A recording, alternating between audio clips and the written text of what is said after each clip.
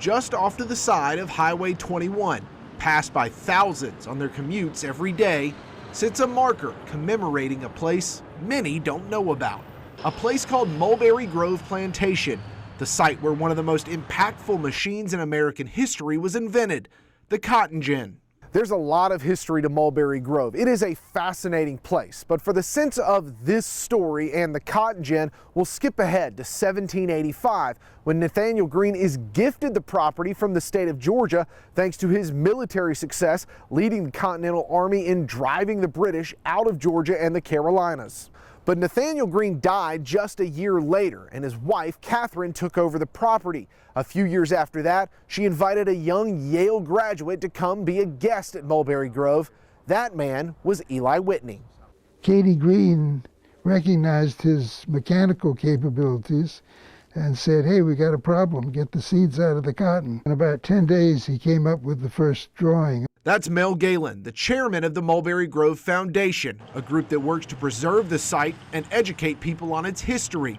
That marker sits just off Highway 21, but it's not the actual location of the Mulberry Grove site. The site is actually on land owned by the Georgia Ports Authority and not open to the public.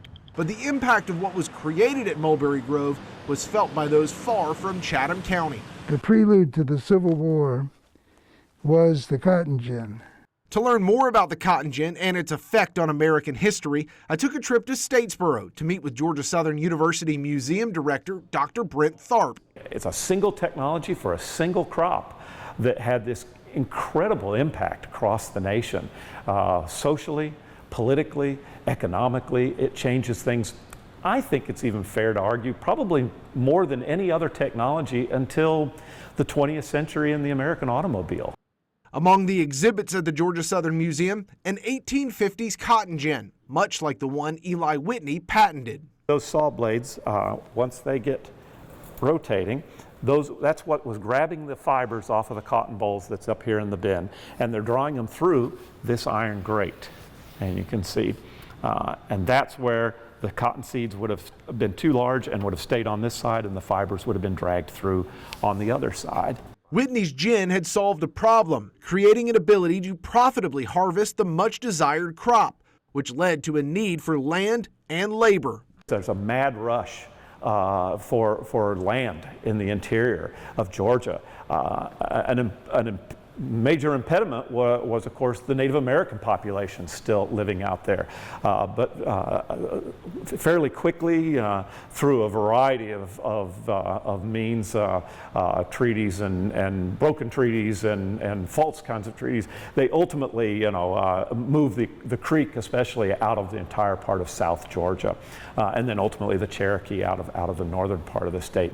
That's the first ramification for the state. The second is this huge need for a labor force to plant, to maintain the crop, and ultimately to use these machines to create fortunes. So this mad rush again is supported by this huge jump all of a sudden of hundreds of thousands of enslaved people by 1860 here in the state, and of Georgia, let alone across the rest of the nation. As Whitney battled the courts over his patent for that gin, his machine began causing waves of change across the country almost immediately. The rise in slavery over the next several decades in the South helped lead to the American Civil War.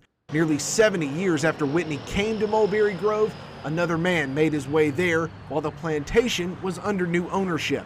Zachariah Winkler is the last one to own it, and he is standing on the grounds when a contingent of General Sherman's troops come by in '64 and burn it to the ground. That's why there isn't much left on the grounds today. But even with very few physical features remaining, its importance in the understanding of history can't be understated. A really interesting bookends to this story in American history here. While this starts here and increases this massive need for enslaved labor, the March to the Sea and this incredible moment here that also passes right through this same place is one of those, as I say, one of those really unique spots in American history that frames this story really well.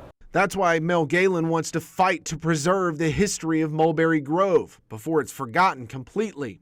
We need to know our history. Today, this marker is the most public remembrance of Mulberry Grove, but the site's impact on millions of lives and a country's path will be felt forever in history.